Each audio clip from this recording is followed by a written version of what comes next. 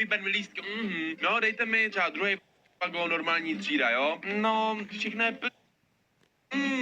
těším se už do vláku, jak tam chillnu, vyspím se a pohoda. Jo, čau děvko, jo, WhatsApp, kam to bude, a.k.a. Praha, kámo, vyber mi lístky.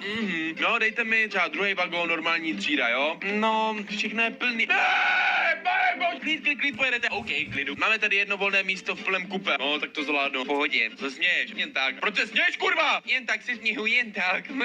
Už jsem si říkal, že se něco kurva děje, že něco se kurva stane, že to je kurva divný. Šel jsem do vlaku a najednou jsem si zjistil, že plné to kupečko bylo divných lidí. Fakt jako, ti lidi byli nějací divní, prostě fakt divní. Ty vole, to je, no, pohoda. Otvírám to kupečko a najednou tam přijde nějaká ženská. Dobrý den, vy se jdete sednout? Jo, šéfko, jdete sednout a jdu chillovat, protože jdu do Prahy, baby, to je New York, Jo. Kdyby něco, tak buďte v pohodě a kdyby byl nějaký problém, tak nás zavolejte a my je uklidníme, jo? A proč? Jako? Oni jsou jakoby neškodní ti lidi, jo, ale oni jsou jako mají občas takové ty záchvaty svoje. To, jo, dobře. Otevřu to kupe. A piči tam sami downi. Já proti downům nic nemám, já vím, že prostě někomu se nepoštěstí v životě a prostě takhle narodí s takovou chorobou. Ale piči, já si sednu a celé kupe downů. Takže teď se jako já dívám a všichni na mě. Pane bože, tady kurva stalo. to je jízda v piči. To je jízda v piči. Tak tam teď sedím a koukám a už se konečně rozjel vlak. V pohodě, takže 3 hodiny přede mnou, super. Oh shit man. Ty vole, co teď, kurva, co teď? Pane bože, pomoc! Co se děje? Oni po vás měli? On se tam na mě zavřel, já jsem na mě zavřel. Je, to je normální. A ta kráva zavřela, kurva, zase dveře a nechala mě tam. OK, budu dělat žení. Tak jsme jeli půl hodina úplně ticho, jako by kdyby vypli, jako by tam nebyli celou dobu a seděli takhle. Juhu! Ty vole, ještě že tak, pohoda. Vole, já jsem si kupoval naštěstí na nádraží tyčinku, jak jsem si říkal, tak teď si ji konečně vychutnám.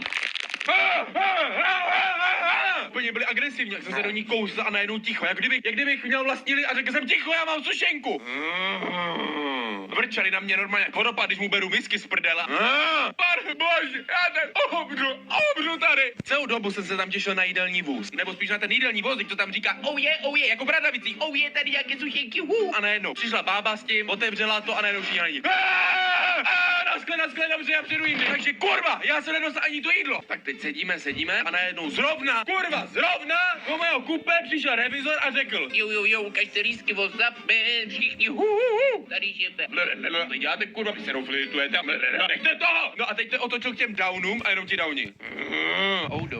A do píči, on to asi nepoznal, že jsou downi. A do píči, on nepoznal, že jsou downi a je píči. Oni ho zabijou. Prosím vás, lístky, ukažte mi je. Pane, já potřebuju jenom lístky, nic jinýho. Pane, neřvěte na mě. Teď tam sedím a jenom. Pane bože, co já budu dělat? Pane, vystupte si. Down ho vzal a takhle s ním třískl o zeď. Pane bože, Down ti vymlátí celý vlak. Pane bože, Down sem, Down tam, on zabil revizora. Pane bože.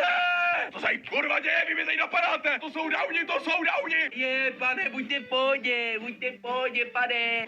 Oni mi napadli, já zavolám policii. Pane bože, vás málem zabil Down, ty drž hubu, tebe málem zabil Down, kurva. Teď to tam jako urovnalo, dali mu lístky, on řekl, že už tady nepůjde, že už to je naposled, před náma byla poslední půl hodina. Takže teď tam tak jako sedím, mám se třeba, už jenom počítám minuty, vole.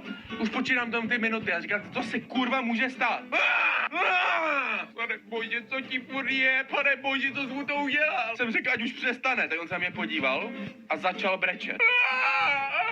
Normálně se rozbrečel, vůbec nechápu, co jsem udělal, co se ti stalo? A on jí nebyl prostě schopný říct, co se kurva stalo. Pane, co se tady stalo? On se rozbrečel z ničeho nic a přísám, že všichni ti downi se na mě podívali a říkali jako kdyby jí řekli pohledem, že jsem to byl kurva já. Tak já musím šel čekat s tou taškou a teď jdu celým tím kupéčkem, celý tím vlakem a celý vlak byl plný downů. To už horší být nemůže.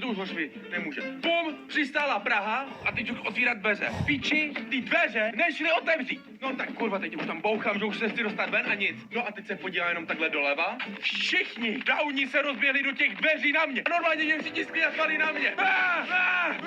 Pane bože, přestaňte, prosím. Tak pojď se otevřeli dveře, bum. To už je nejhorší zážitek mého života. Kurva, je to celkem divné, to vzpomenu, že vás šikanuju celou dobu Downi. Ale pak se vrátím do metra a jedu za kámošem, tak si sednu do metra a najednou jenom vidíte valící se skupinku Downů, kteří se mnou jeli zase 4 stanice. Takže já jsem se jí málem nezbavil. A celou dobu zvali na to metro a zase tam ti Downi, kteří seděli se mnou na sedadlech. Celý jedný rovině, takže jsme byli jak Downí rodina. Takže tohle byl můj celý zážitek s Downama.